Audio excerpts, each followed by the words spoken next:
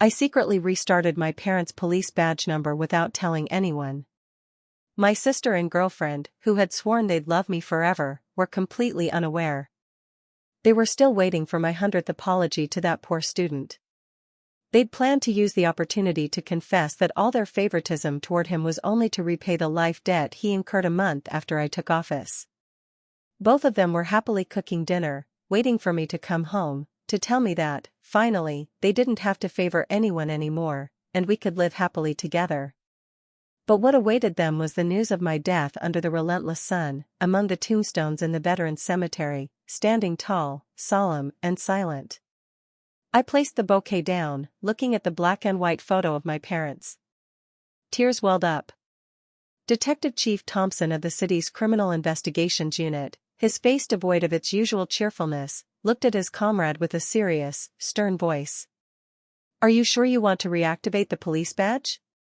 Your parents were heroes, sacrificing themselves for the country. They died without regret, but as parents, they certainly wouldn't want you to follow the same path. Besides, if your sister and girlfriend knew, they would definitely disapprove." "I understand better than anyone the principle of country above family," I replied to Chief Thompson. "You know, I've always taken Mom and Dad as role models, determined to dedicate myself to the nation and society. You even helped me get into the police academy. You should understand me best." My voice was resolute, my expression unwavering. After a moment of thought, Chief Thompson sighed. "If you're determined, I won't try to dissuade you. An undercover officer must keep their identity secret. All your current identities cannot be used anymore. I'll quickly arrange a fake death so that this identity of yours completely disappears from the world. Be prepared and wait for my notice." With my wish granted, a heavy weight lifted from my heart. I bowed to the respected chief and slowly left. Returning home, the usually quiet living room felt particularly heavy. My sister, Chloe Evans, and my girlfriend, Olivia Baker, were sitting on the sofa, their expressions somber. And Ethan Miller, with his hair a mess, was whining, "Miss Evans and Miss Baker, please don't blame Alex. I know he didn't mean to cut my hair like this. It's all my fault. I shouldn't have provoked him. He just took it out on my head." Looking at his aggrieved expression, my eyes turned colder. My voice was full of anger. "You don't need to defend him. I know his spoiled brat personality best. Today we will definitely get justice for you." Chloe chimed in, giving me a stern look.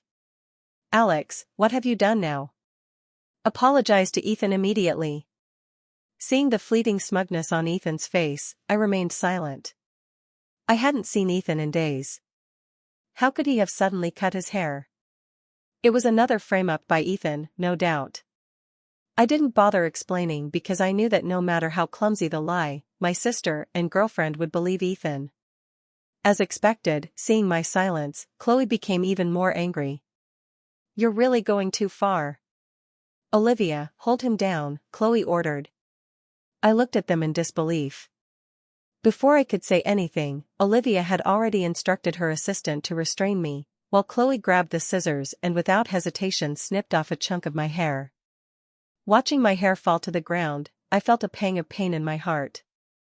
I remembered when Chloe, as a child, clumsily brushed my hair, saying, "I'm your big sister, I'll take good care of you in the future." After our parents' sacrifice, only 2 siblings remained in the Evans family. My sister, Chloe, worked hard to raise me, showering me with love. When I was 15, she introduced me to Olivia, her best friend. Olivia fell in love with me at first sight, waiting until I grew up to confess and become my official girlfriend. From then on, I had 2 women who loved me unconditionally, indulging me in everything, with only one fear, that I would follow in my parents' footsteps. So they forbade me from applying to the police academy. But I secretly applied, studying for 4 years, hoping one day to reactivate my parents' badge. Now that I had graduated, I didn't know how to tell them about my career aspirations. Until Ethan Miller appeared, I realized I didn't need to say goodbye to them anymore. Ethan Miller was a poor student sponsored annually by the Evans Corporation. The corporation sponsored hundreds of poor students, But Ethan was the only one who personally came to our house to express his gratitude. Not only that, he found a way to work at the corporation and became increasingly close to Chloe and Olivia. From the first time I met him, I disliked Ethan, feeling that he was very scheming. And Ethan's subsequent actions proved it. He not only liked to pretend to be pitiful and frame me countless times, but also stole my credit. During the earthquake last year, Chloe and Olivia both thought that Ethan had risked his life to save them, so they cared for him immensely. But at that time I had been cut by pebbles and had broken bones after saving them, and after I had saved them, I collapsed from exhaustion and ended up getting my credit stolen by Ethan. Being framed again and again, I was too tired, so even reactivating my parents' badge was not something I was going to tell them. So I never expected that just because of Ethan's false accusations, they would heartlessly cut my hair like that. As the hair fell to the ground, Olivia released her grip, and Chloe threw the scissors down. Then they comforted Ethan and went out to eat. From beginning to end, they didn't look at me once. Watching them leave, I sat down, defeated, among the broken pieces of my past. The next morning, as soon as I opened the door, I saw Chloe and Olivia waiting outside, frowning at me. "Don't act like a spoiled brat anymore. Ethan is a lifesaver for the Evans family. You have to treat him well. The person we love the most is always you, treating him well is just to repay him, don't be so jealous," they said. I'd heard these words so many times over the last year. I pursed my lips and quietly said the number 95.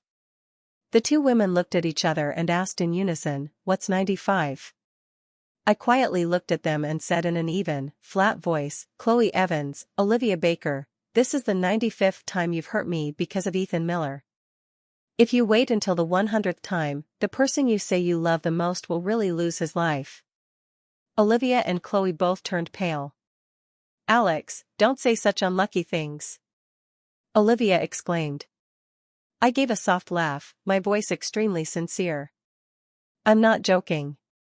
Chloe still thought I was just angry, and slightly frowned. "You are being so carefully protected by Olivia and me now, who would dare to touch you? What could happen to you? Where did you go last night that you came home so late?" Olivia realized that something was wrong and asked in a concerned tone, "What's going on?" I was about to open my mouth when the phone rang. Seeing it was Ethan, Chloe quickly answered the call. In a moment, his aggrieved voice came from the other end. "Miss Evans, I've tried my best to please Alex, but he still refuses to forgive me. If that's the case, I can only leave. My resignation letter is on your desk. I'll go back to my hometown today." Hearing this, the two women panicked. They rushed to the company. Watching their backs quickly disappear at the door, I smiled self-deprecatingly. I quietly returned to my room. I sorted out all my belongings and then threw them all into the trash. The matching items Chloe gave me, the pictures Olivia bought of the three of us, I didn't keep anything. Busy all day, I was met by Chloe and Olivia in the evening, with Ethan. The moment they saw me, the two of them said coldly, "Why did you order someone to throw paint at Ethan's house? Since he has no place to live, you forced him to quit his job. If it wasn't for Olivia and me trying to persuade him, he would have already returned to his hometown. How long are you going to make trouble? You used to be so well-behaved.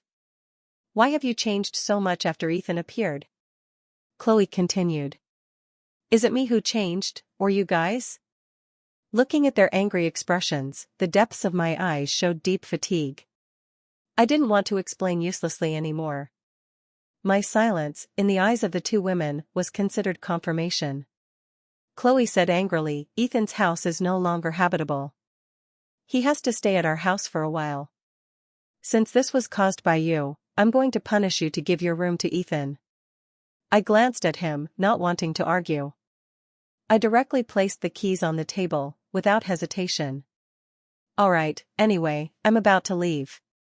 Then, Olivia frowned and said, "Ethan is allergic to flower pollen. In the future, no flowers can be planted in the house." I glanced at him again, then called the housekeeper and told him to remove all the roses in the garden in the backyard that night. That year, because I liked roses, Olivia planted a whole garden of them in the backyard. Now that I had decided to break up with her, the evidence of love between the two of them should also be gotten rid of. After doing all these things, the two of them were still not satisfied. They continued, "Ethan is a light sleeper and can't stand the noise. Meow meow is too noisy. In the future, you can't let it out." Meow meow was the cat they gave me to coax me, who had been with me for many years. 2 hours later, employees from the pet center came. I sent the cat that I had raised for 5 years away. Seeing me so obedient, Olivia and Chloe both felt something was off. I didn't explain anything and went upstairs alone. Looking at the empty room, I felt strangely relaxed. Anyway, I'm about to leave. These things should also be cleaned up. I don't want to leave any trace of myself. Late at night, a series of knocks broke the silence. I was awakened. As soon as I opened the door, I saw Ethan. He raised his hand to show off the limited edition designer watch on his wrist. He said smugly, "Alex, this morning Miss Evans gave me this. But I don't recognize designer brands. Can you help me see how much this style is worth?" During the time waiting to leave, I didn't want to have any contact with him, so as soon as I saw him, I tried to close the door. But the watch made my pupils contract. That was the last thing my parents had left to my sister and me. Why did Chloe give it to an outsider? Give it back to me. My face changed. Instinctively, I wanted to take back the watch. Seeing me reach out, Ethan revealed a smug smile, turned around, and ran. I chased after him, intending to yell at him to stop, when I saw him look back at me, smile smugly, and then spread his arms and fall down the stairs. The sudden loud noise startled Chloe and Olivia, who were discussing work in the study. Seeing Ethan lying unconscious in a pool of blood, they were extremely panicked. Olivia ran downstairs and held him in her arms. "Ethan, wake up. Wake up." Chloe grabbed my arm and loudly questioned me. "I knew you were faking being well-behaved yesterday. Alex, you've really disappointed me."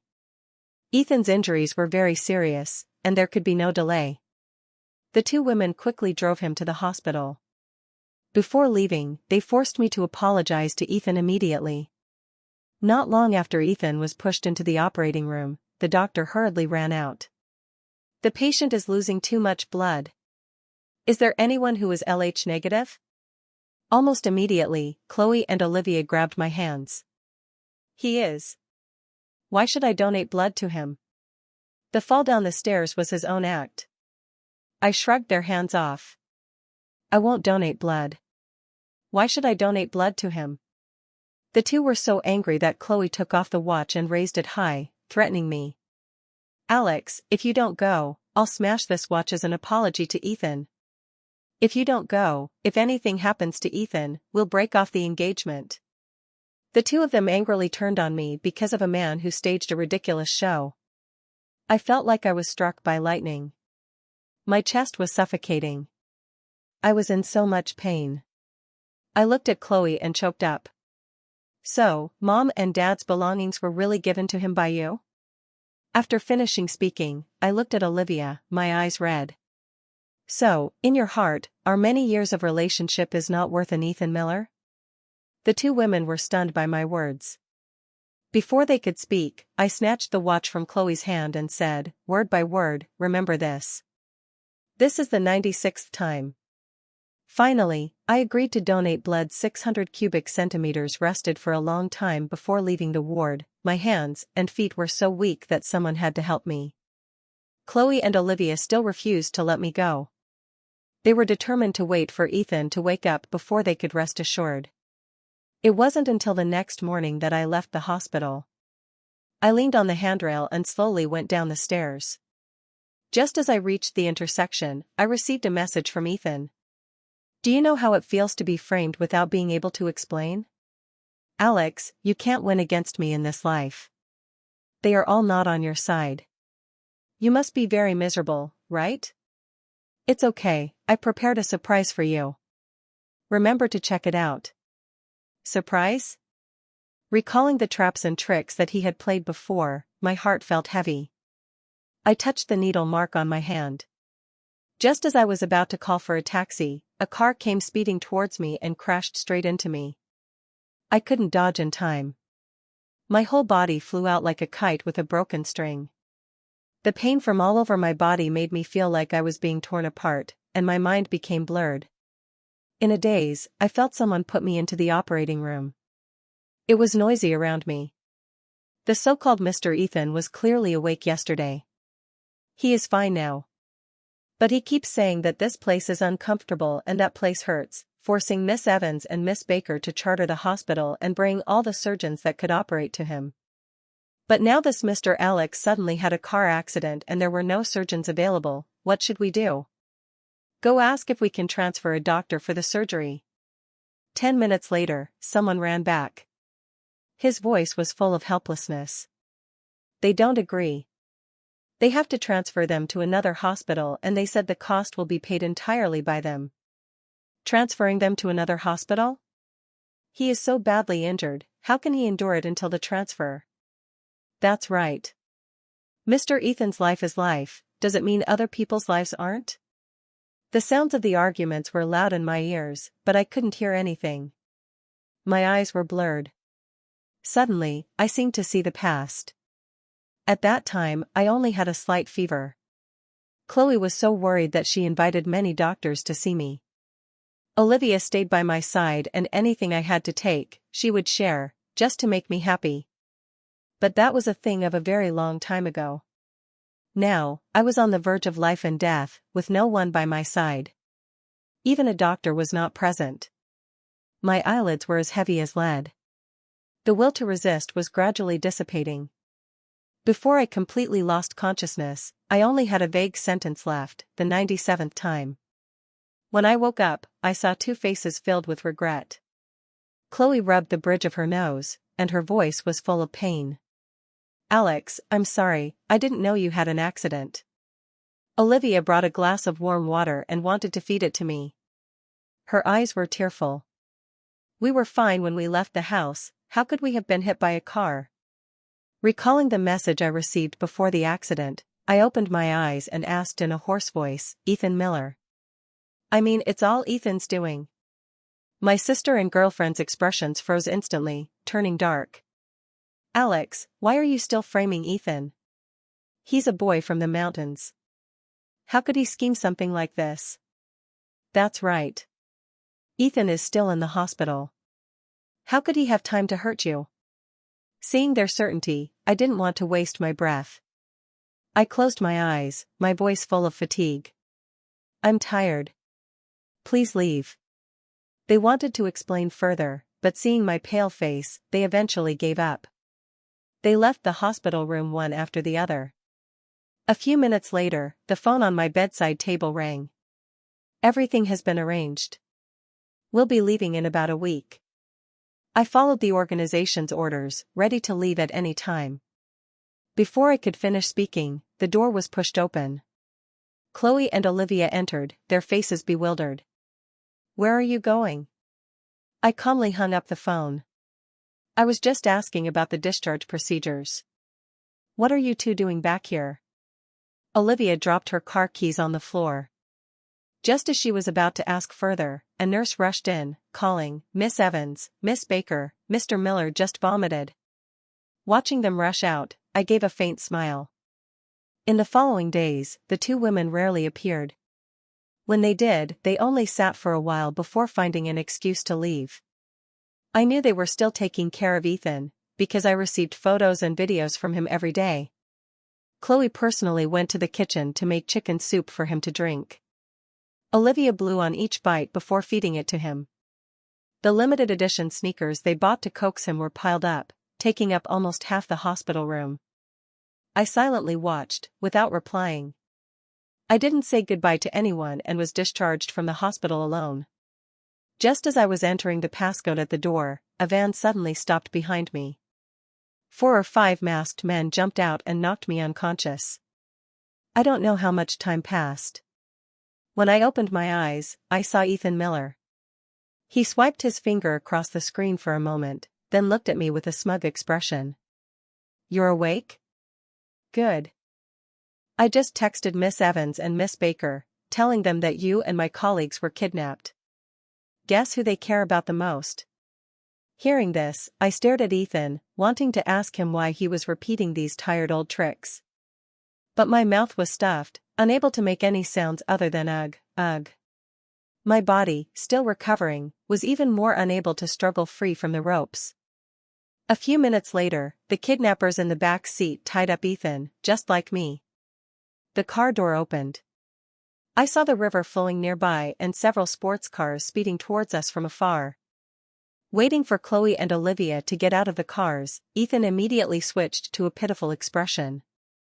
"Miss Evans, Miss Baker, save me. Did you bring the money?" Olivia instructed someone to throw down more than a dozen suitcases. Her face was grim. $30 million. Not a penny short.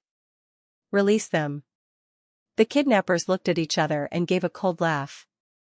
"Our condition is 30 million per person. You can only save one. Choose." In the cold wind, I saw the expressions of the two women opposite me become extremely ugly. Chloe was angry, but didn't dare provoke them. She could only endure it and try to negotiate. "Give us another half hour. The remaining 30 million will be delivered immediately. We can't wait. Who knows if you've called the police? Quickly choose one person. We'll throw the other one into the river for the fish to eat." Ethan cried miserably, constantly struggling. The kidnappers removed his gag. "Miss Evans, Miss Baker, save me. I can't swim. I don't want to die." Spurred on, Olivia and Chloe constantly negotiated, raising the price to 100 million. Watching this drama, I remained calm. The kidnappers still refused to agree and even started counting down. The two women both showed hesitation, their eyes constantly darting back and forth between Ethan and me. Counting down to 3, more than half of both of our bodies were pushed out over the river. Ethan screamed in horror. Chloe finally couldn't hold back and shouted, "Save Ethan first. He saved us. We have to repay the debt." Olivia also resolutely expressed her stance. "Ethan, you can't swim. Alex, don't worry, we'll save you right away." Seeing their apologetic expressions, not daring to look me in the eye, the calmness on my face finally shattered. From the moment they hesitated, I had already guessed the result. But now, hearing them say it themselves, I only felt the last glimmer of hope in my heart being extinguished. I couldn't help but laugh, my eyes filled with boundless pain. The choice had been made. Ethan was pushed to the ground. I watched the two women run towards Ethan, desperately closing my eyes. The cold wind was like a knife, cutting my skin. I wasn't bleeding, but I felt like 1,000 knives were stabbing my heart, causing excruciating pain. In that moment, many images flashed through my mind. My sister hugged me, crying in front of my parents' grave, vowing to protect me forever. My girlfriend held a bouquet of roses and a love letter, saying she would love me for life. The three of us raised our glasses to celebrate the new year together, promising to spend the years ahead together. Now, we were all going our separate ways. The cold water pulled me down, my consciousness becoming increasingly blurry, my strength gradually running out. Smelling the familiar scent of disinfectant, I knew I was back in the hospital. I felt as if my whole body was broken. Struggling to open my eyes, I was met with 2 pairs of concerned eyes. "Alex, it's all my fault. I shouldn't have let you get discharged alone." "Blame me if you want, Ethan is innocent," Chloe said. "Ethan is the most innocent person to be hurt. Forgive me, okay? When you fell into the water, we jumped in to save him immediately. Ethan couldn't swim and he had saved our lives. We didn't dare to take the risk, so we could only let you suffer," Olivia added. "I promise there won't be a next time." I had heard these words until I was tired of them. I didn't feel any anger, nor did I have the strength to question them. I only muttered one sentence, my voice so soft that it was barely audible. The 98th time.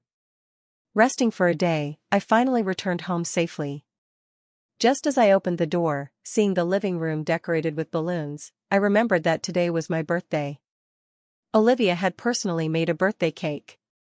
Chloe had taken off her apron and cooked a table full of food, celebrating my birthday as she did every year. But there wasn't the slightest bit of joy on my face. I mechanically sat down at the table, listening to the birthday song and blowing out the candles. Just as I was about to make a wish, the door was suddenly pushed open. Ethan, drenched, ran in from outside, his eyes red. Looking at the scene in the house, he said pitifully, "Miss Evans, Miss Baker, so you're celebrating Mr. Evans' birthday. I was going to tell you something important, but seeing you're busy, I won't bother you." After speaking, he ran away. As soon as he finished speaking, the two women stood up without hesitation. I didn't hold them back, only calmly closing my eyes and continuing to make a wish. I wished that Olivia and Chloe would be safe and sound in the future. Without me, they would be happy. In the evening, I saw Ethan's post on social media, a photo taken in the hospital. Two beautiful women stood beside him, accompanied by the words, "As long as I say one word, they will give up everything to be by my side." I calmly turned off my phone, turned around, and started to walk upstairs. The next second, the door opened. Chloe and Olivia walked in, their faces grim and haggard, as if something had just happened. Associating this with Ethan's post in the hospital, I suddenly had an ominous premonition. As expected, the next second, Chloe walked up to me. "Alex, Ethan has cancer." Cancer. Hearing these words, I wasn't at all surprised. It wasn't that I was cold-blooded, but that I had seen through all of Ethan's antics. Now, he was enjoying the love of two women, why would he suddenly get cancer? There must be a motive behind it. As expected, the next second, I heard Chloe continue, "That year, during the earthquake, Ethan risked his life to save Olivia and me. That's how we survived. I've always treated him like a younger brother. Now that he has a terminal illness, his only wish is to be with Olivia in his final days, to have a fake wedding." Hearing this, my mind went blank for a moment. My first reaction was to look at Olivia, who had been silent since entering the door.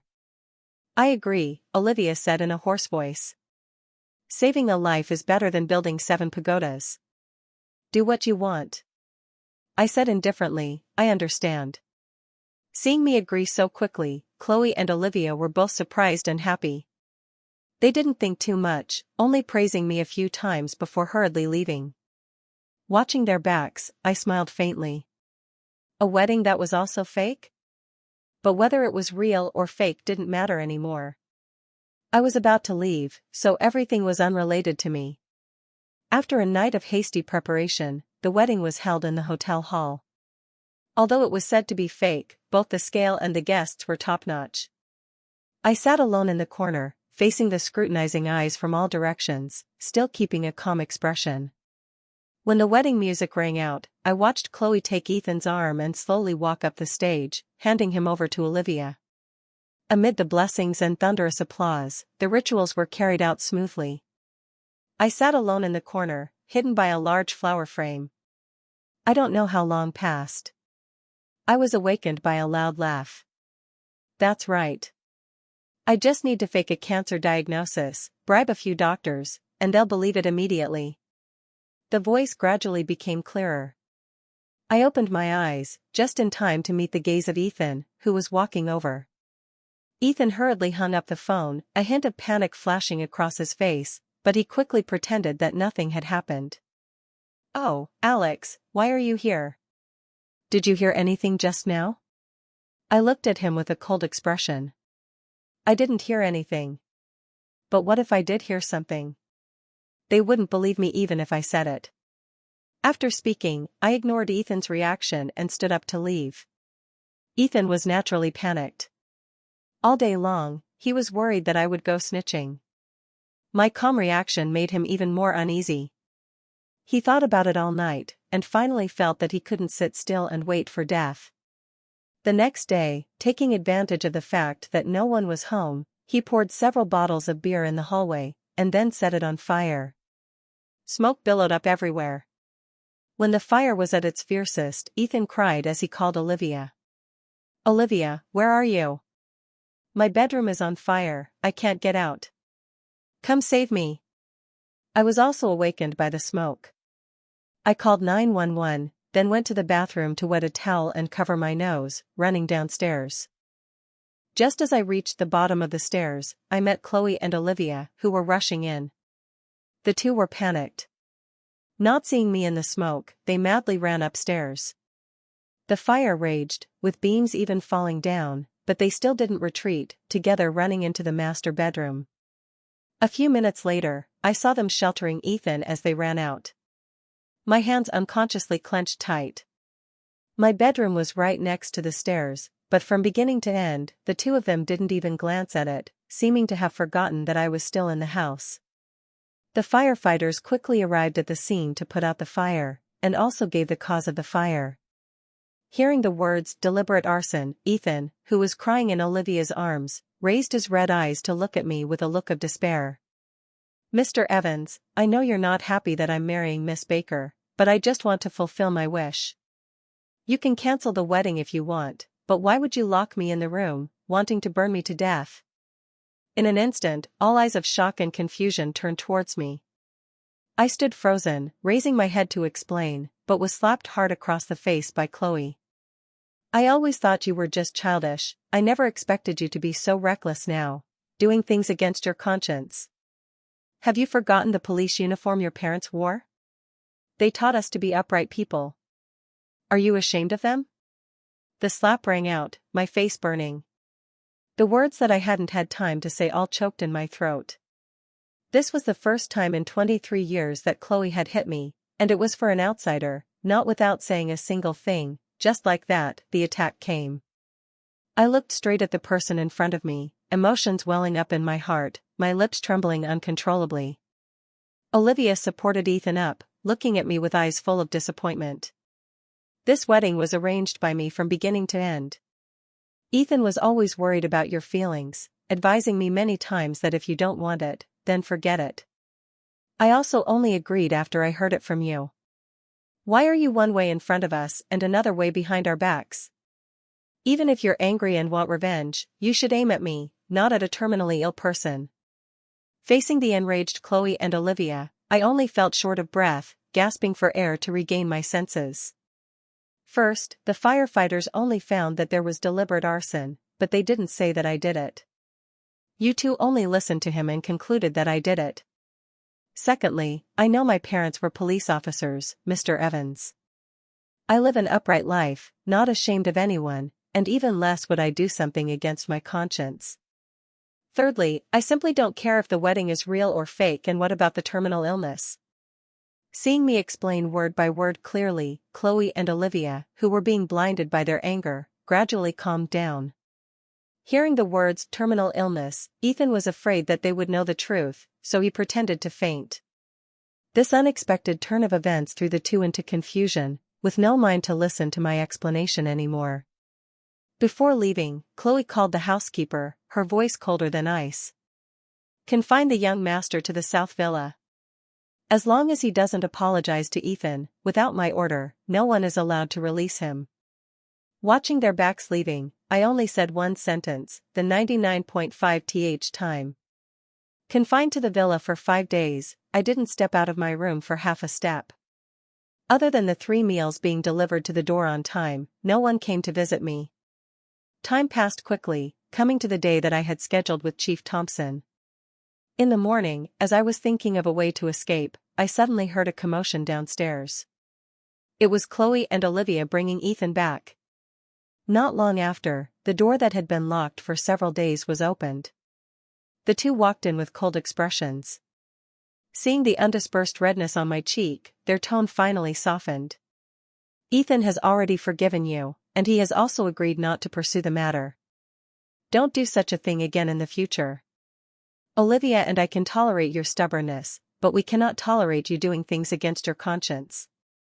I didn't say anything, turning around to go downstairs. Ethan was waiting in the living room.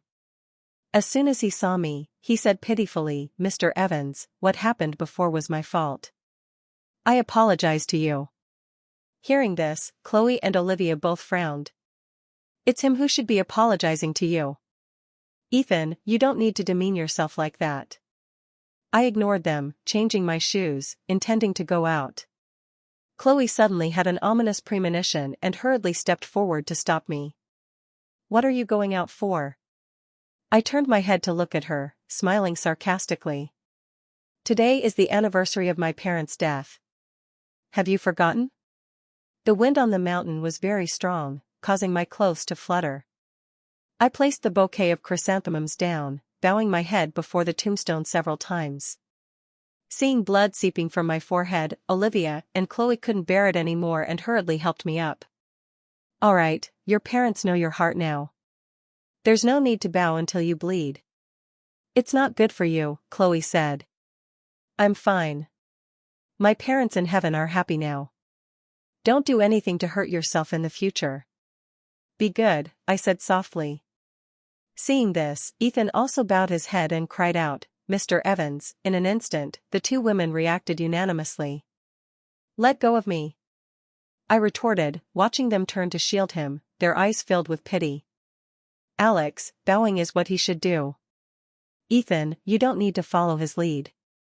Ethan blinked innocently, forcing out a few tears. I know Uncle and Aunt Evans are heroes, and I know Miss Baker treats me like a younger brother.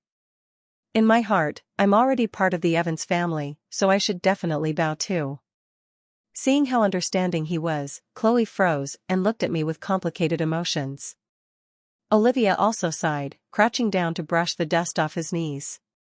Discovering that the blood on his forehead was flowing even more, she hurried down the mountain to get a band-aid. Chloe also recalled that there was antiseptic in the car, so she quickly followed. Before long, only Ethan and I were left in the cemetery, with no one else around. Ethan didn't pretend to be weak anymore and started provoking me again. Alex, the two women who love you the most now only listen to me. Does it hurt? What's the point of being a rich young master? You still lose to me. Just wait and see, before long, your sister and your girlfriend, everything, will be mine. I ignored him, quietly throwing paper money into the small fire, whispering, Mom and Dad, I've decided to inherit your will. From now on, this son won't exist in the world anymore. But I believe you'll understand. Suddenly, the blazing fire was kicked over by Ethan, and the embers flew out, burning my hand. I couldn't hold back any longer and stepped forward to slap him hard across the face. Ethan, are you sick? I'm warning you, don't provoke me again. Otherwise, I'll expose everything you've done. Ethan seemed to not expect that I would dare to hit him. After the initial anger, a cold smile spread across his face. Just expose it. Let me tell you, no matter what you say, they won't believe you. What he said was the truth, so this time I wouldn't say anything. I coldly looked at him and turned to leave. Ethan chased after me, grabbing my hand tightly. Alex, don't think you can get away so easily. Let me tell you, I hate your attitude the most. So what if you're a young master? Before long, your sister and your girlfriend, everything, will be mine. If you don't believe me, just wait and see. I tried to shake Ethan's hand off, but he held on tighter and tighter.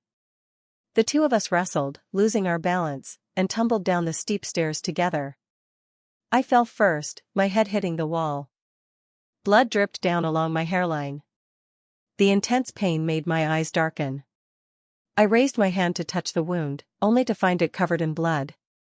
I didn't have any strength left and could only lie there, gasping for breath. As light gradually appeared before my eyes, I heard two anxious voices.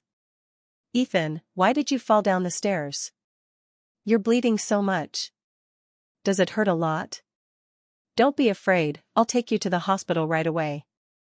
Ethan cried and screamed in pain, tears streaming down his face. After you two left, Mr. Evans blamed me and Miss Baker for organizing the wedding, saying he wanted to teach me a lesson, and then pushed me down. Hearing this, Olivia and Chloe's faces darkened, looking coldly at the person lying on the ground. They couldn't hold back any longer. Alex, what exactly do you want to do? Doing something like this in front of our parents' graves, aren't you afraid they'll see you?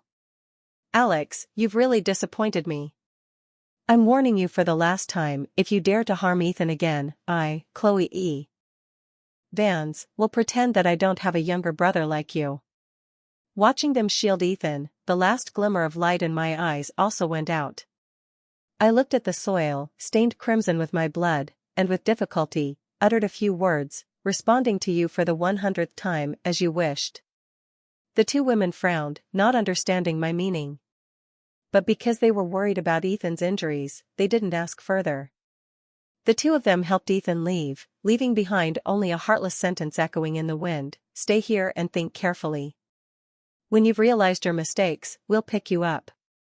Watching them hurry away, I shook my head with difficulty, my voice so soft that it was barely audible. "I won't go back anymore. I'll never go back anymore." Warm tears streamed down my cheeks, then slowly dried, leaving no trace. When the wound stopped bleeding, I also regained some strength, struggling to drag myself down the mountain. The crimson blood left a long trail on the stairs. At the foot of the mountain, a car was waiting. Chief Thompson, smelling the blood on my body, rushed to support me in fear. "What happened?" I shook my head, my voice hoarse. "It's nothing, I just fell just now." "This is the fake death, right?" Seeing that there were no obvious wounds on my body, Chief Thompson didn't suspect anything and nodded. He turned back to look at me with a serious expression. "Comrade Alex Evans, welcome you to join the operation. From today onwards, all your previous identity information will be erased. You have no name, no identity, but you are a hero respected by everyone. Police badge number 014890 is officially reactivated, sir." I slowly raised my hand in salute, my eyes as firm as a mountain. Devoted to the country, my ambition will not change. The car door closed, and a person dressed exactly like me was thrown onto the road. Suddenly, a truck sped over and dragged him away. After a preliminary examination of Ethan, confirming that he wasn't injured, Olivia and Chloe breathed a sigh of relief. The doctor next to them looked at the medical report, his voice filled with confusion. "If there's no wound, why is there so much blood? Was there another injured person at the scene?" Hearing this, the scene of me lying in a pool of blood flashed before the two women's eyes. Their eyelids twitched, but this thought only flashed by quickly and was dispelled by Ethan's words. "After I fell, Mr. Evans took a bag of plasma and poured it on the ground, and then fell down. That's what that blood was from." The doctor looked at him with suspicion, wanting to refute, but seeing Chloe's dark face, he nodded. It wasn't the first time they had done something like this. "Ethan, don't worry, I'll definitely get justice for you." Ethan was so moved that he shed tears. Olivia gently rubbed the bruise on his body, constantly comforting him. After Ethan rested, the two women left the ward, only to be called back by the doctor waiting at the door. "Ladies, I tested the blood on this patient's body. It wasn't plasma, it was human blood. I advise you to bring the remaining injured person for a checkup as soon as possible, to avoid leaving any sequelae. So much blood, if it's not plasma and not from Ethan, could it really be from Alex?" The hearts of the two women both sank. They planned to turn around and ask Ethan what had happened, when they heard the man who was sleeping soundly chuckle, his voice full of smugness. "You don't know how miserable I made him, how I played with him like a dog. I set a fire on him the other day, and he got slapped, spending several days there, and these days he fell and got his head bleeding, but no one cares about him. Do you think he'll die in the cemetery?" Suddenly, the door was kicked open. Ethan started and dropped the phone. He looked at the two women turning back, his mind blank. "Chloe, Olivia, why are you back?" The two women's faces were so dark that water could drip from them. Striding up to him, Chloe grabbed his collar, asking in a strained voice, "The fire, was it you who set it? The blood, was it Alex's? Why did you lie to us?" Olivia's eyes were cold, without a trace of the tenderness of the past. "We didn't treat you badly, why would you frame Alex?" Under the intense pressure, Ethan panicked, but still pretended not to know what they were talking about. "How could I do such a thing? Once suspicion arises, it will spread like wildfire. Recalling all the things that had happened over the past year, the two women looked at each other and saw the suspicion in each other's eyes. Looking at the pitiful face before them, Olivia no longer felt any pity and called a nurse to request a full-body examination for him. The first item was the oncology department. Ethan's face immediately turned pale. He shook his head, his voice full of resistance. "Olivia, I'm fine. There's no need for an examination. If you're worried about me, let's go to Harmony Hospital for a checkup, okay?" His flustered expression made Chloe realize the truth. She stared at him, almost grinding her teeth. "Early-stage cancer, wouldn't it be the same wherever you got checked? Why do you have to go to Harmony Hospital? Could it be that this hospital can't detect it?" Ethan's lips trembled, unable to say a word. Tears streamed down his face, but no one wiped his tears for him anymore. He was forcibly taken into the examination room by the nurse. Half an hour later, the test results were available. "After examination, we have confirmed that Mr. Ethan is completely healthy, with no signs of cancer." Although they had expected it in their hearts, when they heard the result, Olivia and Chloe still felt breathless. The two of them collapsed into the chair, their eyes no longer radiant. The cancer was fake. Was he the one who fabricated the fall, the fire, the kidnapping, the car accident, the throwing of paint, and the cutting of hair? This whole play was something he was putting on? Recalling all the things that had happened in the past year, the two women only felt ridiculous and bitter. Their minds were blank. If everything was staged by Ethan himself, then we wronged Alex? If everything was a false accusation, why didn't Alex say anything? Chloe said halfway, before suddenly stopping. The two of them simultaneously recalled the scene of each time something happened. Alex was silent. Each time they arrived, they just so happened to see Ethan being scolded, being injured. Was there really so much coincidence in the world? Thinking of this, Olivia suddenly felt uneasy. She took out her phone to check the time, discovering that it was already 5 o'clock in the afternoon, 5 hours since they left the cemetery. In that amount of time, Alex hadn't called or texted. Could it be that he was seriously injured, unconscious, or was he really angry at them, not wanting to talk to them? Chloe was also worried, hurriedly contacting Alex, but after making dozens of calls, the other end was always turned off. By the 28th call, Olivia couldn't sit still any longer and stood up to go to the garage. Chloe also followed. The two of them drove back to the villa first. Hearing the housekeeper say that he hadn't seen me all day, their hearts beat faster and faster, hurriedly running to the cemetery. On the way, they received a call from the police. "Miss Evans, we have arrested the suspects in the kidnapping case. They have confessed that this kidnapping was directed by someone named Ethan Miller. Do you have time to come to the police station to identify them?" This news, for Olivia and Chloe at this time, was no different from a bolt out of the blue. They didn't expect Ethan to be so vicious. They had given him so much trust and love, why would he do such divisive things? Chloe punched the steering wheel hard. In her mind, there was only one thought: return to the hospital to find Ethan and settle the score. Although Olivia was angry, she still remained rational. "Let's find Alex first. The weather is so cold, I'm worried about him." Chloe nodded, speeding up. In the dark night, the cemetery was as bright as day, with the lights lit up. The sound of police sirens made Chloe and Olivia uneasy. Seeing the cordon, the two of them realized that something had happened, stopping the car and running over to see what was going on. Before they could get close, they were stopped by the police. "There's been a traffic accident ahead.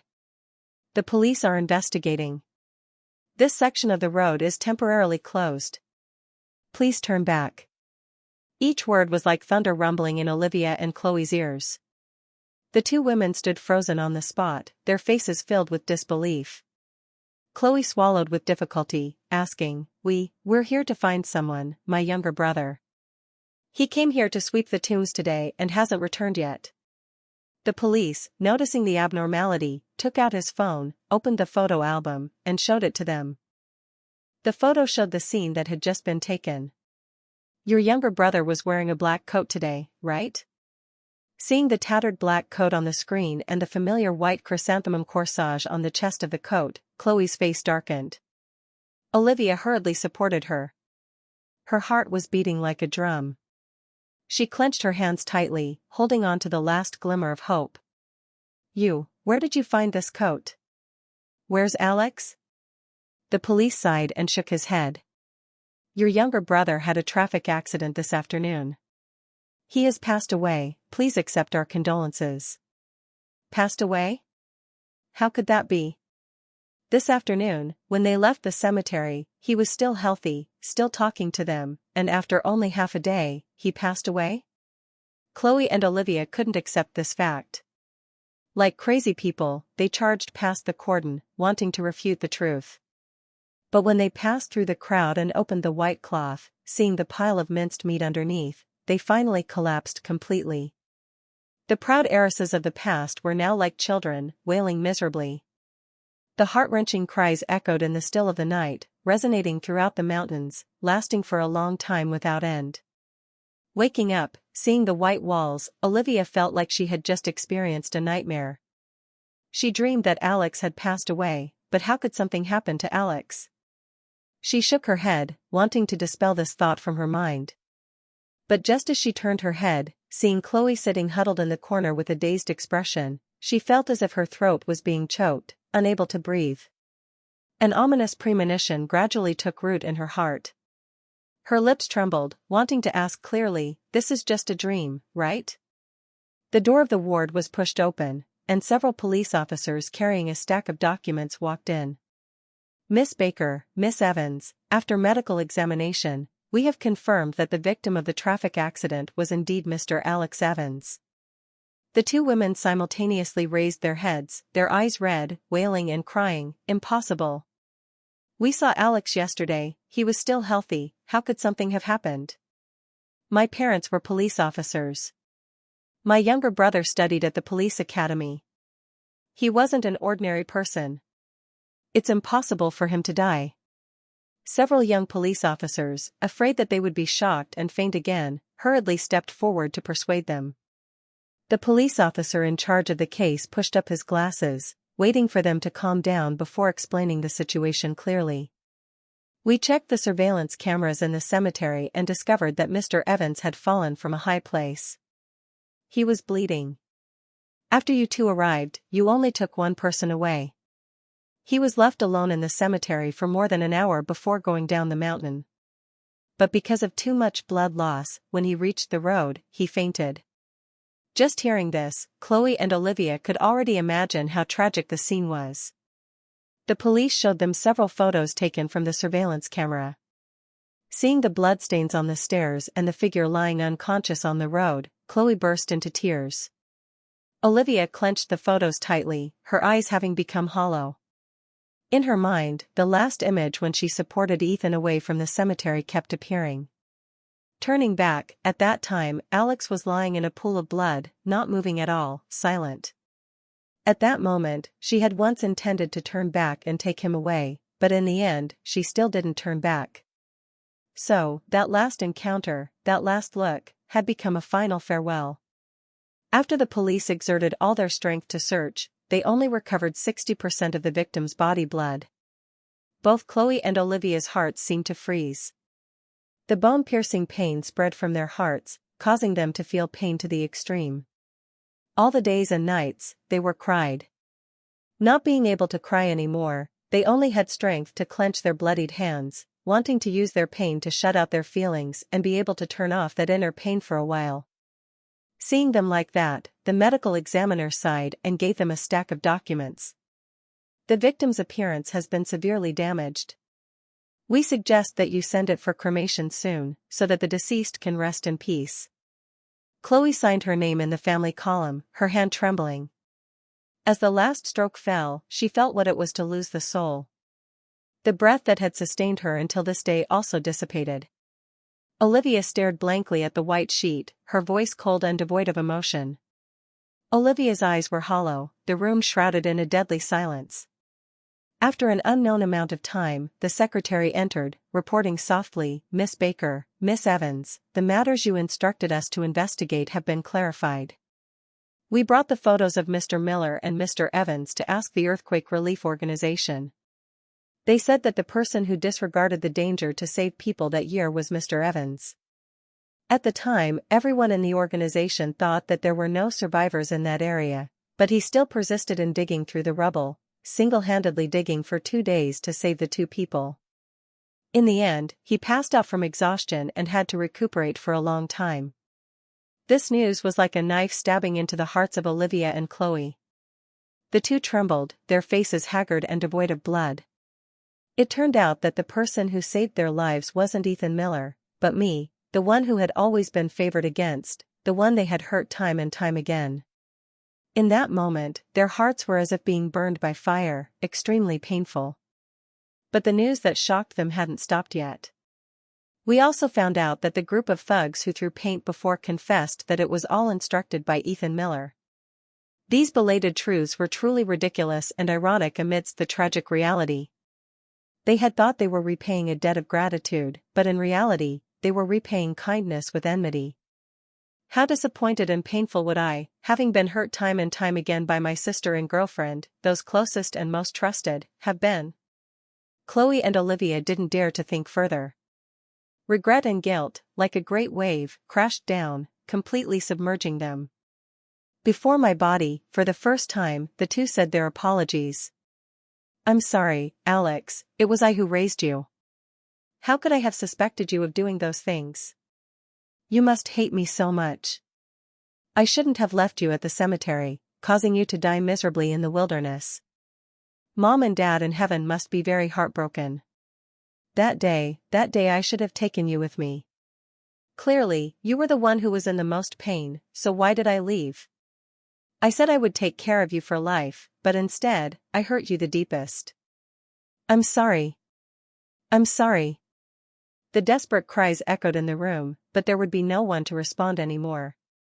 I was buried in Nanshan Cemetery. This place was close to the Martyrs' Cemetery, the environment was quiet, and there were few people passing by. On the day of the funeral, Chloe carried the urn, and Olivia held the portrait, ascending the mountain under the drizzling rain. In addition to a small number of members of the Evans family, those who came to the funeral were my old friends and classmates. Looking at the black and white photo, everyone couldn't believe that such a healthy person had suddenly passed away. Because the news had come too suddenly, everyone was very sad and couldn't help but want to ask what had happened. A month ago, I met Alex and invited him to attend our wedding in 2 months. He agreed too. How could he have a car accident? Chloe, what exactly happened? We watched Alex grow up, step by step, through memories and trials. He was your blood-related younger brother. Now, young, talented, and yet he suddenly passed away. You are his sister, why didn't you hold a memorial service for him? Facing everyone's questions and accusations, Chloe knelt down, bowing her head before the tombstone, her voice full of pain. It was me. It was I, the sister, who didn't fulfill my responsibility. It was I who caused Alex's death. If it weren't for my inability to distinguish right from wrong and arguing with him, he wouldn't have had an accident and wouldn't have fainted on the road, getting into a car accident. Olivia also couldn't withstand the pressure and knelt down next to the tombstone. I was also at fault. I let Alex down. I shouldn't have listened to Ethan Miller. When he was in the most pain, I stood by and watched. I didn't deserve to be his girlfriend. Hearing their regrets, everyone fell silent. The older members of the Evans family sighed, looking at them with eyes full of boundless disappointment. Chloe, your parents died early. Alex was raised by you alone. From a young age, he was well-behaved and obedient, hiding everything in his heart, only afraid that you would worry. I always thought that you, as a sister, would understand your younger brother. How could you be so muddled? This child, Alex, was so kind, and yet you hurt him because of an outsider? Olivia, how could you become like this? Olivia and Chloe's faces gradually turned pale. The drizzling rain fell. Those who came to pay their respects left one after another. The sky gradually darkened, but the 2 still refused to leave. Looking at the face on the tombstone, they suddenly felt dizzy. This photo was taken for me when I was 18 years old, when taking the coming-of-age photo. At that time, Chloe's career was developing, and the couple's relationship was very sweet. The three of them moved into a new villa, full of hope for a happy future. They thought that all the difficulties had passed, and life would be smooth sailing from now on. Who knew that after only a few years, everything would turn into smoke, and the person who destroyed all those good things was none other than themselves. If they had firmly stood by my side, if they had patiently investigated the truth, if they had cared about me more, then things would have been different. But in this world, there was no if, nor was there any medicine for regret. The apologies that were not finished and the boundless regret would accumulate in their hearts, suddenly becoming a shadow that could not be erased. On the 7th day of being imprisoned in the mental hospital, Ethan had been tortured to the point of being almost insane. He wasn't allowed to get a full night's sleep, and every time he woke up, he had to face the torture of the people in the room. Looking at the face that was neither human nor ghost in the mirror, Ethan had reached the verge of collapse. He took advantage of the fact that everyone in the room was fast asleep, secretly ran to the door, knocking on the door for help. But both the nurses and staff acted as if they didn't see or hear anything, ignoring him. Here, no one cared about the cries for help of a madman, especially a madman who had been instructed by the higher-ups to be given special care. Therefore, even if Ethan screamed until his throat was hoarse, he wouldn't receive any response. In the end, he collapsed to the ground in despair. His eyes, which were originally clear and bright, were now cloudy, covered with weariness and despair. The weather was cold, his hands and feet quickly turned purple, and the unhealed wounds oozed pus. Hearing footsteps coming from upstairs, his terrified expression, which had just faded, flared up again. "It's here. It's here. The nightmare is here again." Ethan cowered in the corner, his whole body trembling uncontrollably. At the moment when he was most afraid, a shadow fell over him. He raised his head, seeing two familiar faces. He hugged their legs, wailing, "I know I was wrong. Chloe, Olivia, I shouldn't have hurt Mr. Evans. I swear, this will absolutely never happen again. Please, please forgive me. I'll leave this city tomorrow, and I'll never appear in front of you two again. I swear." Seeing Ethan, the two only felt disgusted. Chloe raised her foot, kicking him hard without any mercy. Olivia's eyes looking at him were colder than ice. She took out a key, twirling it in her hand, her voice cold. "Want to leave?" "Sure. Answer me a few questions. As long as you tell the truth, we'll give you the key. If there's even one lie, you can just stay here and live out your old age." Hearing this, a glimmer of hope flashed in Ethan's heart. He hurriedly said, "I'll talk. I'll tell you everything. I only ask that you two spare me. We treated you so well, why did you drive a wedge between us and Alex?" Ethan used his instincts, wanting to lie, but seeing the eyes of the two, wanting to tear him apart, he didn't dare make things up anymore and had to tell the truth. I was just jealous of him. You guys doted on him.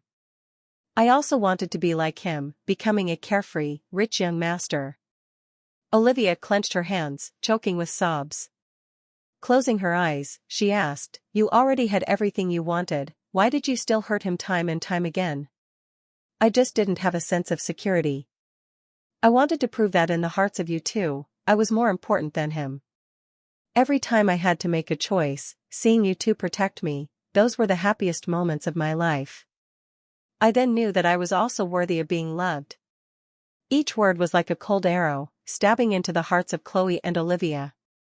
The past events that they didn't want to remember became scars that could never be erased in their hearts.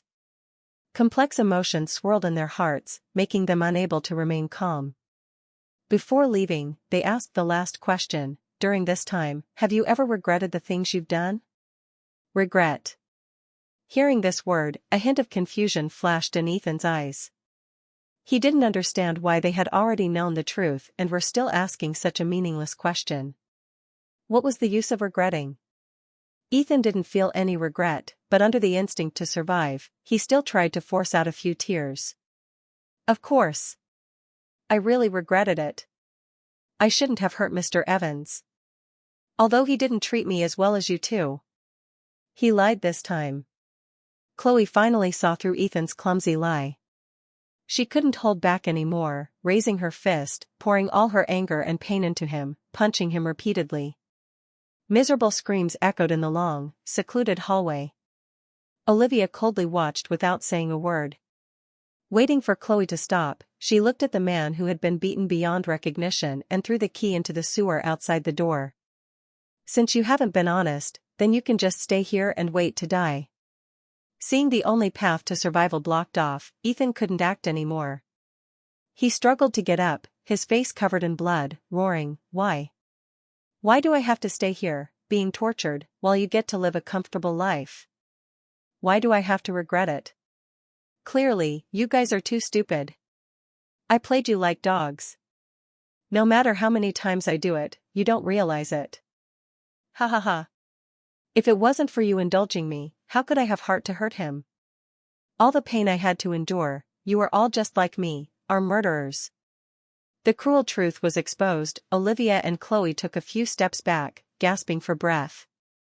They stared at him, their eyes as if wanting to spit fire, but they couldn't admit this fact. "You used our kindness and gratitude to drive a wedge between us and Alex. If it weren't for you, how could we have misunderstood Alex? You are the sinner. You crazy man. If I had known you were this kind of person, I would never have saved you back then." Since he hadn't known how to repent, he just had to wait for retribution. Reaching this point, Ethan knew that everything was beyond redemption. In his heart, there was no longer any fear. He laughed like a madman. Retribution? I've never believed in retribution. Even if there is retribution, Chloe, Olivia, do you think you can escape? I only have one person. The worst thing is just that I can die. And you, I curse you. For all eternity, may you never have peace. These absurd words fell into the ears of Chloe and Olivia at this time, no different from pouring oil on the fire, rubbing salt into the wound. They couldn't restrain the pain, instructing the staff to take Ethan away, to let him taste all the suffering that Alex had to endure. The man's screams echoed in the air, but the pain of the two women didn't diminish at all. They understood better than anyone else that no matter how much they repented, no matter how they took revenge, Alex couldn't come back. They would never have the opportunity to make amends again.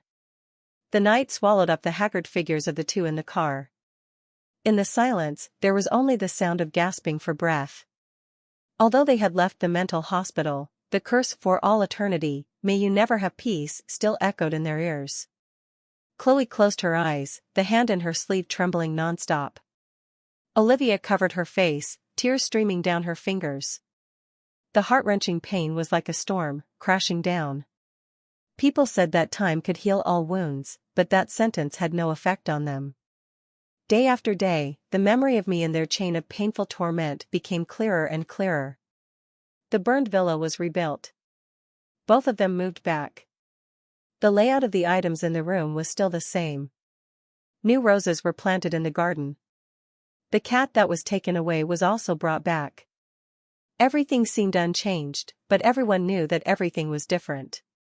The boy who used to sit on the porch, brewing tea and reading books, the boy who would run 5 kilometers every morning in the yard, the boy who prepared loving breakfast for his sister and his lover would never return.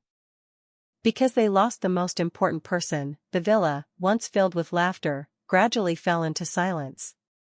Olivia locked herself in the room, not stepping out of the door for a whole month. Chloe drowned herself in alcohol, never being sober for a single day.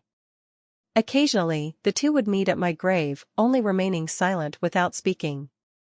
Spring followed winter. The wild chrysanthemums on the grave withered and bloomed again. On the day of my 25th birthday, the two sat on Nanshan Mountain all day before going down the mountain. On the way back, Chloe asked in a low voice, "I'm going to visit our parents. Are you going?" Olivia choked with sobs, her eyes complicated. In the past, every year, the Evans family would go to the martyrs' cemetery to sweep the tombs, and she would always go with them. But since I died, every time she thought of the cemetery, she felt like she was falling into a nightmare that she couldn't escape. The tattered black coat and the pieces of flesh and blood under the white cloth became a persistent obsession. Therefore, she had never set foot there again. But today, for some reason, she wanted to go there. She nodded, her voice soft, almost inaudible. Today is Alex's birthday. Our parents must want to eat cake too. Looking at the cake with a missing corner, Chloe felt a sharp pain. She swallowed back her pain, driving to the Martyrs' Cemetery. Arriving there, it was already 4:30 in the afternoon. The staff was about to get off work, expressing impatience, muttering, "Coming here to sweep the tombs at this hour, how strange." Hearing Nanchan, the manager expressed sympathy and said nothing more. The two went deep into the cemetery. In the middle of winter, it was getting dark quickly, and the visibility was limited. From a distance, both of them saw someone kneeling before a tomb, paying respects. Although they couldn't see the face clearly, Olivia and Chloe's hearts beat faster. They both felt that this person was very similar to me, the one they missed day and night had appeared. Whether it was real or an illusion, it made them feel emotional, unable to restrain their surging emotions. The two of them sped up their pace. The tall trees obscured their vision. The two walked and ran. When they breathlessly ran to the tomb, that person had disappeared. Only the bouquet of chrysanthemums placed before the tombstone proved that what they had just seen wasn't an illusion. Olivia and Chloe looked at each other and saw the certainty in each other's eyes. Quietly following the side path, they chased all the way to the parking lot, but didn't see anyone. Only one car was parked there. Not wanting to give up, the two ran to knock on the car door. A few seconds later, the car window rolled down, revealing a familiar face. The hope that had just germinated in their hearts faded again. Chloe forced a smile, choking with sobs. "Chief Thompson, why are you here?" After tactfully dismissing the two, Chief Thompson looked at the person sitting in the back seat and sighed. "The operation is over. Although your identity is still kept secret, Chloe is still your sister after all. Don't you really want to meet her, clarify everything?" I shook my head gently, putting on my hat, my voice without any emotion. "I'm already dead. Now, I'm Jiang Yi-chen. Let the old things and the old people drift into the past." Hearing this, Chief Thompson couldn't help but ask, "What exactly happened between you, Chloe, and Olivia that it reached the point where you can't even face each other? For the 2 years you were doing your mission, they thought you were dead and still hadn't gotten over their grief." Jiang Yi-chen knew that Chief Thompson wanted what was best for him, not wanting him to lose his family because of his work. But for me, from 2 years ago, when I was kidnapped and Chloe and Olivia chose to save Ethan, I no longer had a home. My death was both an opportunity to fulfill my dream and a way for me to escape the past, to start my life again. 2 years of living in danger, carrying out missions undercover, left me with no time to think about the past. Now, when I recalled that dark period, I knew that the mission would never cease because of hate. I only had a few vague impressions left, but the pain was still there. No matter what, I wouldn't repeat the same mistake again. "Chief Thompson, the dead can't come back to life. My identity is related to the safety of the entire task force, so it can't be revealed under any circumstances. Before the big picture, I can't let personal feelings affect the mission. Moreover, even if they knew I was still alive, what then? Our work always faces danger. If one day I sacrifice myself like my parents, it would only be more painful for them. It's better to keep it a secret, 100 benefits without a single harm." Chief Thompson understood my words better than anyone. He didn't try to persuade me anymore, handing me the car and house keys. "The task force is over. Your identity hasn't been exposed yet. The higher-ups believe that your identity still has value for exploitation, so they're not calling you back to the force. They've decided to let you continue to operate undercover, waiting for the opportunity. This is the car and house key that the force has allocated to you. Stay there for now and keep in touch with me." Having gotten used to working as an undercover agent on the front lines, I had no objections. Chief Thompson drove me home, gave me a few more instructions, and then left. I took the key, not going home, but to the convenience store to buy living supplies. As I came out, it started to rain. I didn't bring an umbrella and walked along the alley. The alley was empty before, but now there were two people standing there. Jiang Yichen didn't bother to glance at them, walking straight past them.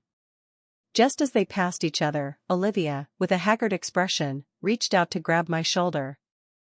"Alex." Her voice trembled with tension. "Alex." I raised my head to look at her, frowning uncomfortably. "Who are you?" "Let go. Don't block my way." The unfamiliar tone and cold eyes made Olivia and Chloe tremble, but they didn't want to miss any glimmer of hope and stubbornly refused to let go. "I know it's you, Alex. I'm your sister. Don't you recognize me?" I startled at their agitated expressions, dropping my things and raising my elbow to forcefully shove them. The two were pushed back a few steps. I turned around and ran. Both of them were stunned.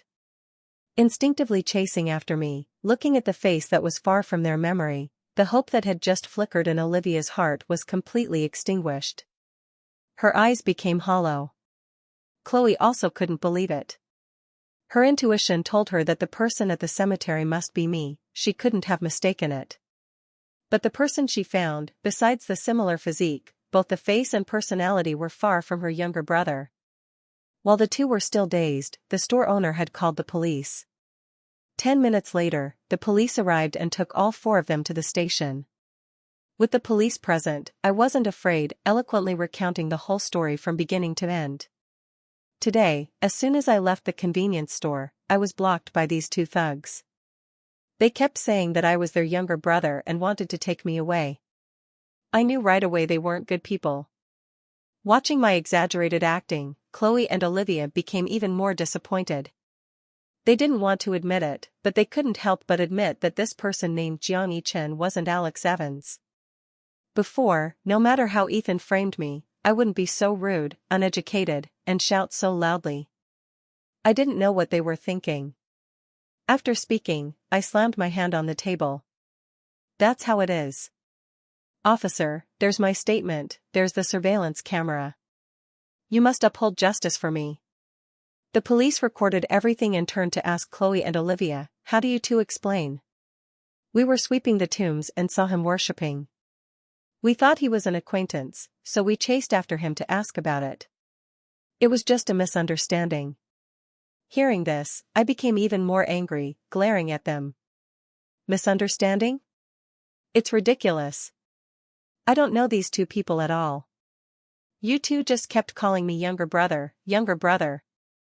You can't even recognize your own blood-related younger brother, are you blind? It must be my bad luck from 8 lifetimes to be your younger brother." These offensive words made the two angry. They stood up at the same time, clenching their fists. "Watch how you speak. Alex isn't the kind of hooligan that you can compare to." Just as the two sides were about to argue, Chief Thompson arrived to explain that it was all just a misunderstanding.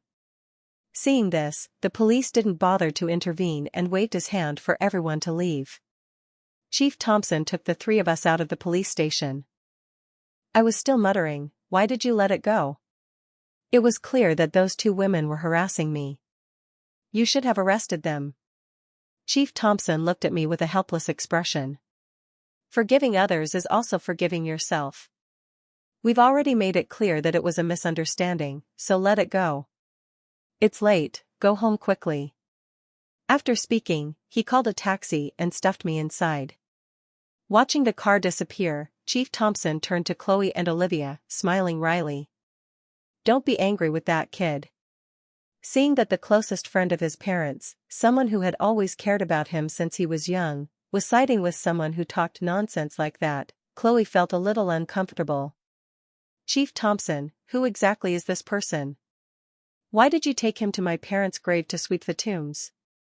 On the way to the police station, Chief Thompson had already thought about this question and had prepared an explanation. "Jiang Yichen's family used to be fishermen.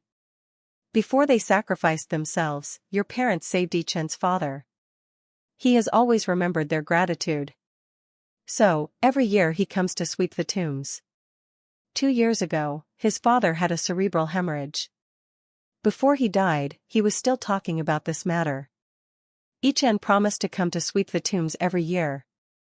Today, he came just in time when I was there, so I took him there. The reasonable explanation sounded very credible, but for some reason, both of them still felt that something was wrong, but they didn't know where the wrongness was. Slightly frowning, Chief Thompson didn't want them to dig deeper, so he explained again, although that boy Lee-yeon is a bit crude, his heart isn't bad. He had a difficult time with his studies. From a young age, he lived with his grandmother. In recent years, his parents have also passed away one after another. It's really pitiful. For my sake, please be magnanimous and forgive him. Hearing this, the two remembered my long-suffering fate, and the anger in their hearts subsided, silently nodding. Chief Thompson knew who they were thinking about, sighing and patting their shoulders. It's been 2 years since Alex passed away. Those who are living must know how to look forward. Don't be too sad. He's in heaven, with your parents taking care of him. He probably doesn't want you two to keep feeling guilty. It was clearly a comforting word, but it made Olivia and Chloe's hearts feel even heavier. They raised their heads to look at the dark night sky, without a single star. Their eyes were complicated. If the dead really had souls, would my parents be extremely disappointed when they saw them hurting me time and time again? Would I, who had died miserably in despair, ever forgive them? The heartache and pain, like a tide, crashed down, completely submerging the two of them. They didn't know what to say, only silently turning to get into the car. All the way back, it was silent. Arriving at the villa, looking at the dark rooms, the two were both stunned. If Alex was still alive, seeing them come back, he would definitely run to the balcony, smiling to welcome them. Today was his birthday, but he didn't even get to eat a piece of cake. All night, Olivia couldn't sleep. The image of that person in the cemetery kept lingering in her mind, making her restless and uneasy. Was that person really not Alex? Jiang Yi-chen? Jiang Yi-chen. She murmured that name until dawn, and finally couldn't hold back anymore, texting the secretary. As dawn gradually broke, she went downstairs, wanting to get some fresh air. Just as she went out the door, she saw Chloe standing in the corner. The two with dark circles under their eyes, they looked at each other, and Chloe blurted out, "Where are you going?" Olivia was stunned, not even knowing where she wanted to go, only instinctively wanting to escape this house full of memories.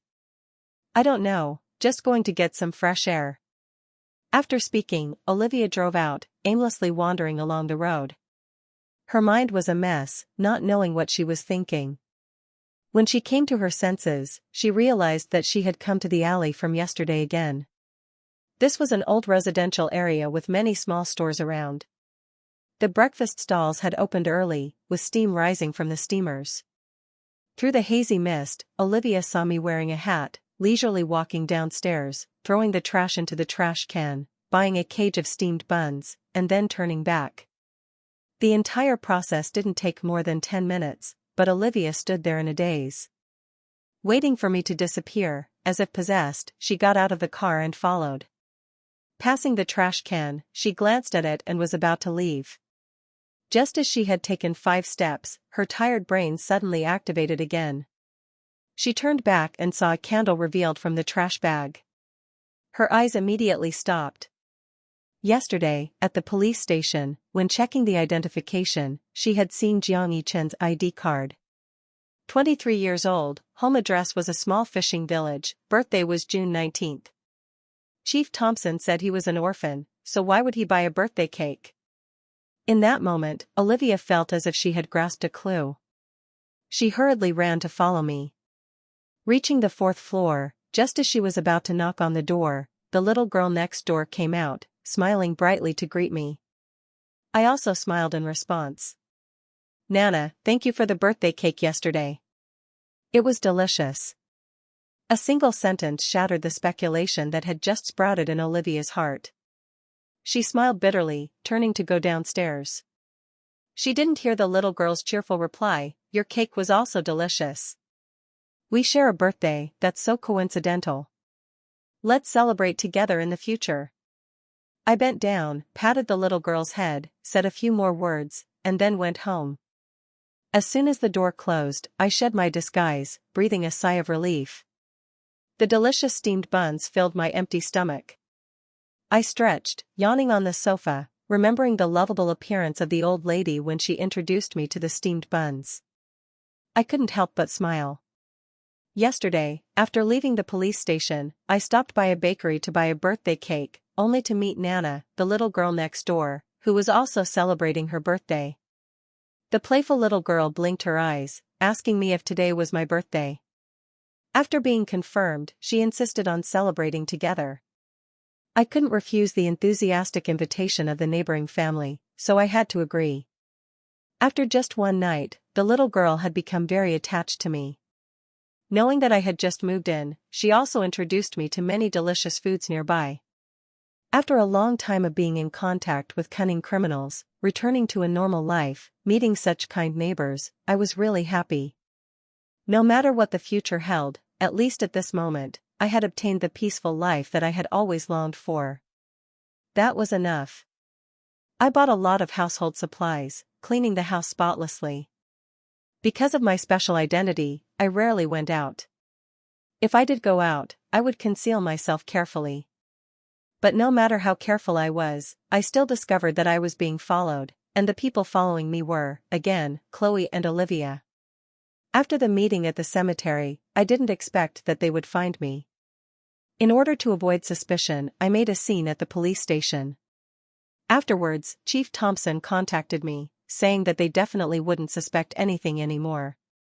But in these past few days, I had continuously seen the luxury car that didn't fit in with this old residential area parked in front of my window. Occasionally, when I went out to buy water, I also felt their scrutinizing eyes. Having been undercover for 2 years, in order to conceal my identity, I had learned how to be a hooligan. I believed that Olivia and Chloe wouldn't recognize me. Seeing this situation, I was certain that they had discovered something, which was why they frequently appeared near me. In order to ensure safety, after thinking carefully, I called Chief Thompson. The two of us discussed a plan, and then I felt at ease. In the following days, I always stayed at home.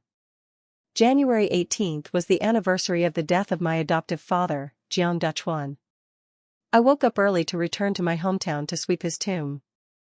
Just as I finished worshipping, I was blocked by several thugs. Damn it. Last time you cheated me out of $3,000 and ran away. I thought you wouldn't dare come back.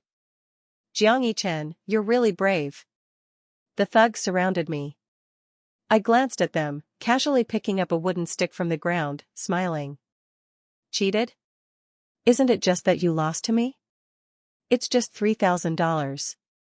You, Boss Zhao, are raising so many people and can't even pay that amount of money?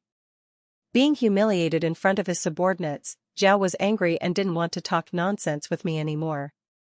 Raising his hand, he was about to discipline me, but the stick had barely been lifted when it was stopped by a voice. The group of people turned their heads to see 2 elegantly dressed women looking at them coldly. You men, bullying one person, aren't you ashamed? Zhao snorted coldly, looking at the 2 with a fierce expression. Who are you? Get lost quickly. Otherwise, I'll hit you too. Ordering his thugs, he charged to the 2 women, who had no weapons in hand. Taking advantage of the chaos, I ran away without hesitation. The 2 groups of people fought fiercely. 5 minutes later, one of the subordinates looked around and slapped his thigh, shouting, "It's bad. Boss, that brat ran away." The group immediately ignored the 2 women, rushing to chase after me. The 2 women, who had been tense, finally relaxed, looking at the injuries on each other's faces. Chloe and Olivia were stunned for a moment before realizing that I had taken advantage of their fight to run away. Both of their faces darkened. In these past few days, they still couldn't forget what had happened at the cemetery. Reason told them that Jeong I-chen wasn't Alex, but their subconscious still urged them to follow me. I rarely went out, but just seeing that room that was always closed with the curtains drawn, their hearts, which had been tortured for 2 years, were comforted somewhat. They weren't looking for evidence to prove that Jeong Yi-chen was Alex, but to reassure themselves. Driving back to the old apartment complex, seeing the lights on in the room, the two finally breathed a sigh of relief. Chloe opened the car window, lighting a cigarette. Olivia held the crumpled document, reading it intently. This was the information that the secretary had collected about Jeong Yi-chen. It was clearly the life of a stranger, but she had read it countless times, knowing it by heart. She didn't even know why she cared about such a mediocre person. She couldn't find any points that resembled Alex on him, but just seeing those lines of text, the image that appeared in her mind was me as a child. This strange situation made her think that she was hallucinating many times, but when she heard Chloe say that she also frequently entered that state, Olivia knew that it wasn't an illusion. The two of them had gone to see a psychologist. The doctor diagnosed them with severe depression and gave them a method of treatment. The two of you were probably stimulated by Mr. Evans' death, and then you didn't receive timely psychological treatment, so the illness became more and more serious. At this time, the two of you met a person with a similar appearance to him in the place where he had an accident, so in the midst of extreme longing, your subconscious has regarded Mr. Jeong as the shadow of Mr. Evans, and from that, dependence has arisen. Although the dead cannot come back to life, for the sake of your health, I advise you to have more contact with Mr. Jeong. His existence is beneficial for treating your illness. It can help the two of you escape the shadow of the accident and start a normal life. Recalling the doctor's advice and what had happened today, Olivia emotionally looked at Chloe. Chloe, if Jeong Yi-chen is beneficial to our treatment, why don't we take him home to live with us? Maybe this is God's will to let us meet him. Although he isn't Alex, his fate is also very pitiful. Let's just consider it as accumulating merit for Alex. Chloe also had this idea, nodding gently. Although he has some problems, his nature isn't bad. Our parents saved his father, we should also help him, so that he doesn't go astray, living up to our parents' expectations. The two discussed further for a while, and then went upstairs together to knock on the door. They knocked on the door for half an hour, but there was still no movement inside. Finally, the little girl next door couldn't stand it anymore and cursed a few times before I cracked the door open, peeking out with a wary expression. Are you two not done yet? Get lost quickly. Otherwise, I'm calling the police. Just hearing me speak, Chloe became angry again. Olivia hurriedly pulled her back, patiently saying, We want to talk to you today. I glared at them, my face full of discomfort. Talk? What's there to talk about? Are you two stalking me? In that case, let's go to the police station and talk. See if you can escape this time. Saying so, I prepared to close the door. Seeing that I was about to close the door, Olivia quickly used her hand to block it. Without hesitation, I slammed the door shut, and her hand immediately turned blue and swollen. Seeing that she was injured, Chloe couldn't help but scold, Jeong Yi-chen, we saved you. Don't be ungrateful. Who told you to save me? Wasn't it your own choice to be a busybody? And now you want to use this to threaten me? No way. Seeing that the two were about to argue again, Olivia, enduring the pain, cut in, We didn't come here to argue. We just want to discuss something with you. If you don't give us this opportunity, those thugs from the other day might come looking for you tomorrow. Hearing this, my expression gradually changed.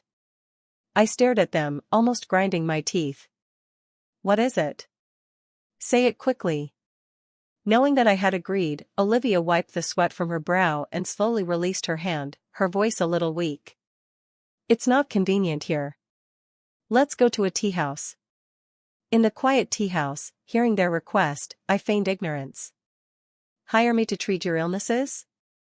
I haven't even graduated high school. Are you two crazy? Aren't you afraid that I'll kill you? What am I gonna do, give you cough syrup? We don't need you to do anything. We just need you to move into the villa and live with us. As soon as Chloe finished speaking, the suspicion on my face deepened. Are you two treating me like a 3-year-old kid? Want me to believe that this kind of good thing will fall into my lap? Are you crazy? Olivia took a deep breath, handing me a business card, intending to prove her identity. I didn't bother to look, throwing it straight into the trash. I can make one of these too. Chloe immediately pulled out a bank card, saying succinctly, "There are 8 million in this card." I picked it up, weighed it, and then snapped it in half, smiling faintly. Want to use me to launder money? I'm not stupid. Next, the two made countless offers, all of which I rejected.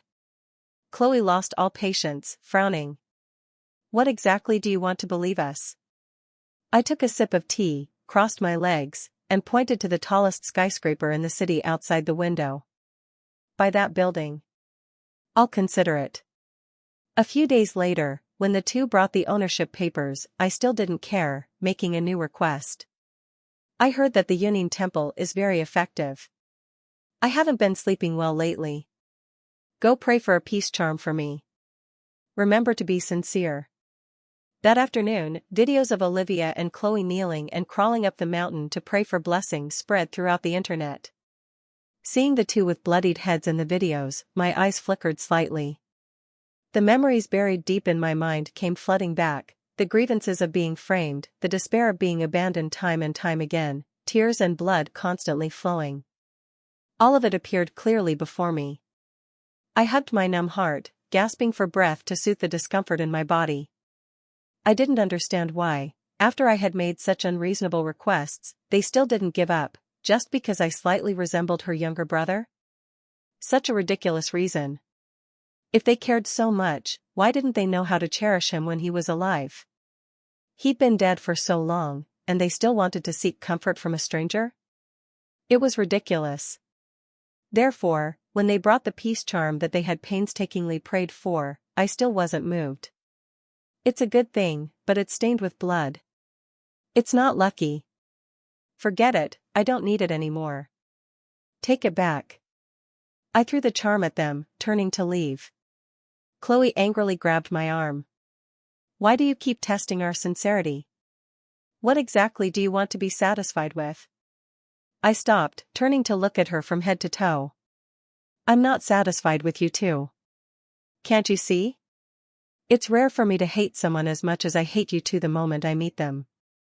These words clearly came from Jiang Yichen's mouth, but for some reason, Olivia and Chloe felt that the person standing before them was Alex Evans. In that moment, the regret and pain came flooding back, tormenting them. Both of their faces turned pale. Releasing my arm, I didn't bother to pay attention to them, turning to leave. Night fell, enveloping the entire world in darkness. They involuntarily fell into the abyss. I thought that after saying those sharp words, these two arrogant women wouldn't come to bother me anymore, but things went far beyond my expectations. Before, I would only occasionally see their figures, but now, they bought the apartment next door and moved in. I really didn't understand what they were thinking, but I wouldn't compromise. Because of these crazy actions, although Task Force Daybreak had ended and I was withdrawn, beneath the peaceful exterior were hidden undercurrents. Maybe next month, tomorrow, or even the next second, I would be mobilized by the organization again. I was prepared to continue fighting. Therefore, in front of everyone, I still played the role of a boastful thug. Towards Chloe and Olivia, I always maintained a cold attitude. No matter how much I ridiculed them, they wouldn't give up, constantly trying to please me.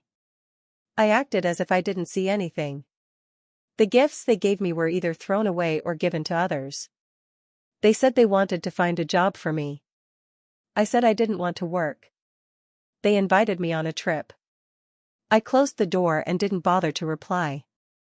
As time passed, I gradually adapted to the current life, and also noticed the changes in Chloe and Olivia. They seemed to be addicted to the feeling of being rejected. The more they were rejected, the more determined they became. The look in their eyes as they looked at me also became increasingly strange. Occasionally, I would even hear them absent-mindedly calling my name, Alex. It had been a long time since I had heard anyone call me that. I also froze for a second, and then quickly regained my composure. After stabilizing my mood, I rarely turned back, taking the initiative to say to Chloe, who had just called my name, "I'm not some Alex or whatever. If you're sick, go see a doctor. Don't come here and make trouble."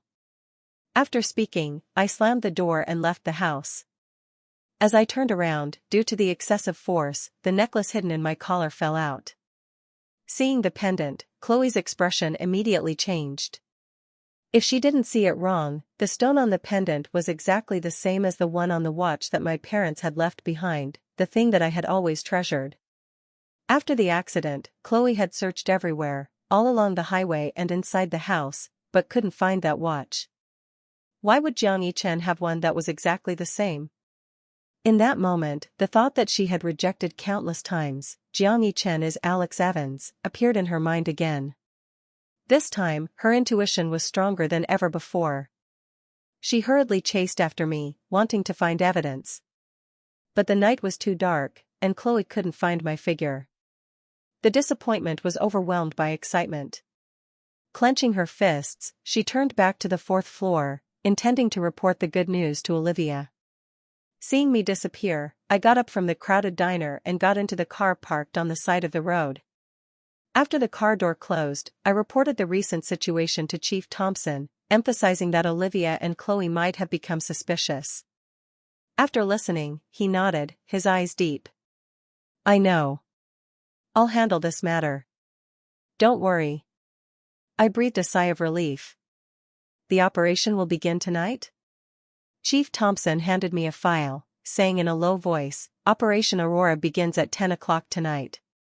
Your identity is still Jiang Yichen. Codename has been changed to Netherwind." The next morning, Olivia and Chloe were awakened by the noise in the hallway. Calming down, the two quickly got up from the sofa, ran to the door. Just as they opened the door, they saw a group of people moving things out of the apartment next door. Both were stunned, hurriedly stopping them. "What are you all doing? He's not home. What are you relying on to touch his things?" The landlord glanced at them, rolling his eyes. "He only rented for 2 months, and now he's moving out. I'm cleaning up so I can rent it to someone else." This news was like a bolt out of the blue. They didn't expect that, after just one night, I had disappeared from their sight. The two had stayed up all night because of that speculation. Unable to accept this fact, they tried everything to inquire about my whereabouts, but neither the landlord nor the neighbors knew anything. Jiang Yichen's name wasn't on the list of passengers entering or leaving the city. He was like a drop of water falling into the sea, disappearing without a trace. They were only one step away from getting closer to the truth, but the only person who could give them hope had disappeared. This result was a heavy blow to Olivia and Chloe. The two returned to the state they were in when I had just died, living aimlessly, without any energy. In their pain, despair, and loss of hope, they could only tell themselves that Jiang Yichen was me. It was just that I didn't want them to find out, so I left. In order to maintain the last bit of reason, but this spiritual support was also gradually weakening with time. The two searched the entire city but still couldn't find me. They were only left with the option to lock themselves in the small apartment that they had bought, waiting for me to return in vain. Day after day, the living room was filled with wine bottles and cigarette butts.